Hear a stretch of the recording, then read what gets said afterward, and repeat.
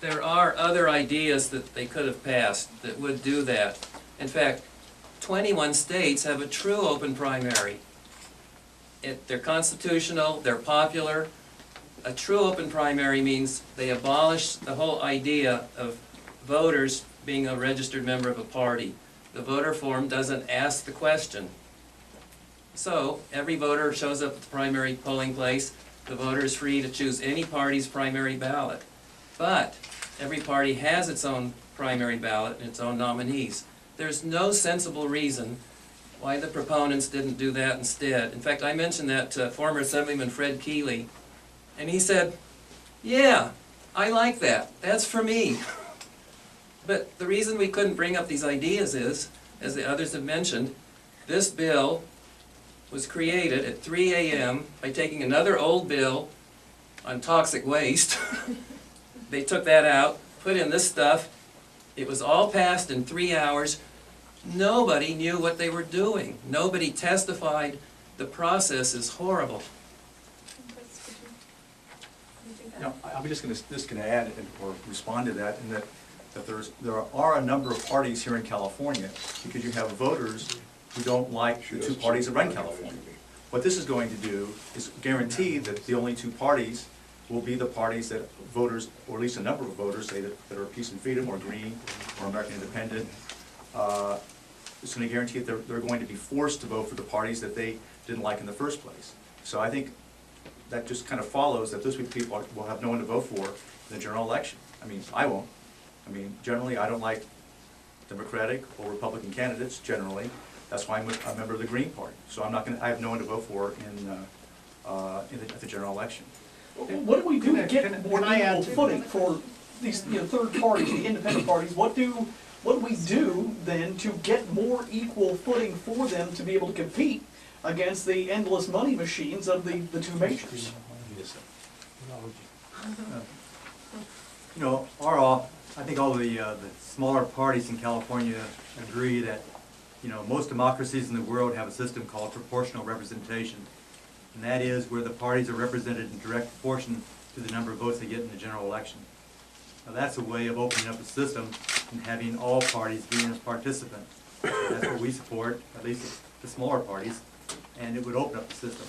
And it's a real reform. They're talking about it in England now because of the rise of the Liberal Democrats. Well, I think the answer is also, first, do no harm.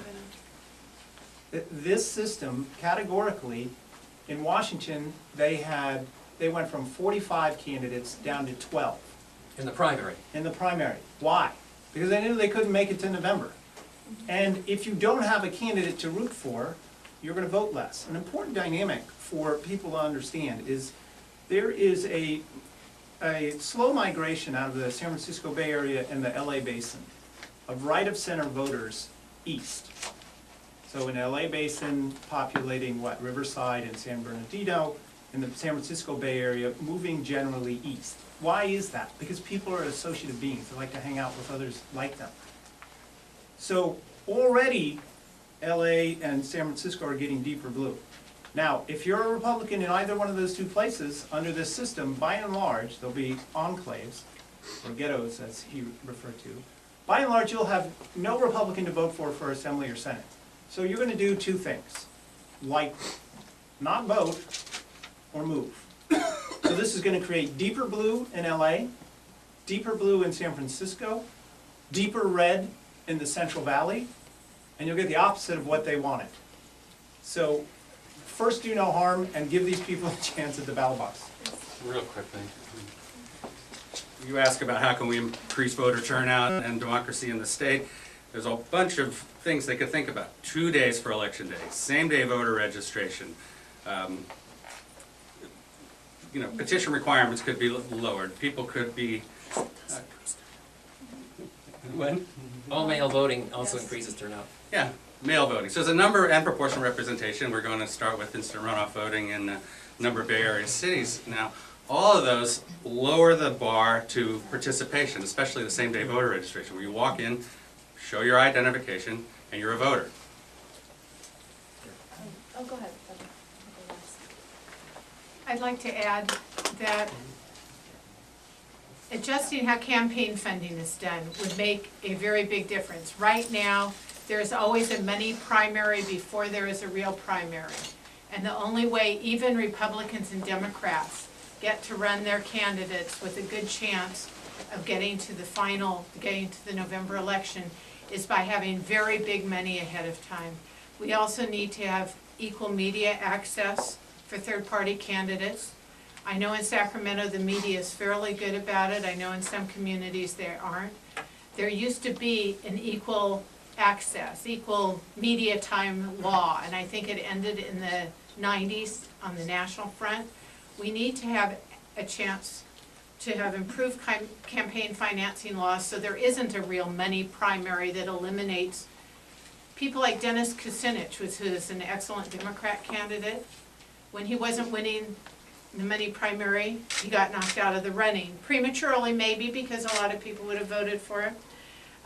To keep many, many Republicans and Democrats, as well as all of my brothers and sisters here in third parties, we can't run if there aren't fair rules to give us media access. At the same time a Democrat or a Republican is interviewed, I believe the other 4 candidates in that race should be interviewed between now and November, and California just isn't doing that right now. Thank you.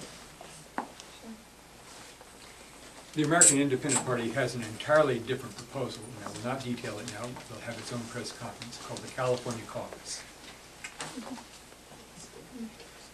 Any more? And I wanted to finish off also, and then we'll finishing with the question, but top 2 is it's not going to be increase that is voter turnout. What it is Louisiana style politics, Washington State. I mean, Richard Wingers taught me Louisiana from 1978 to 2006. All those years, no incumbents were knocked out of office. They dropped in 2008. 5 were knocked out of office. And in Washington State, for the first time since Washington's been a state since I believe 1887. In any case, no third party or independent candidate advanced the general election. Only 1 candidate was knocked off the ballot because he ran an unethical race. What's going to increase voter turnout? Yes, proportional representation. Yes, all-male voting. Yes, improving the integrity of the electoral system by having open source, like New York Sequoia's voting machines, but also improving ballot access laws so individuals can run for office at all different levels and have more candidates for people like you and I that they believe in and that they can vote in. So vote for it. Any other questions? Could some of you hang around for one-on-one? Sure. Can I just ask one more question? On the local level, there are nonpartisan races. Have they been detrimental to the third parties? I mean, I know the folks in the Green Party say they have green elected officials, but they haven't necessarily run as Greens, have they? We all want to talk about it. Okay. No, most of our candidates run as Greens. They get their party endorsement from their county councils, we call our central committees. Then the fun starts because they start getting targeted as being a Green candidate. But very few Green candidates run under the radar. They're out Greens, and we have the mayor of Richmond.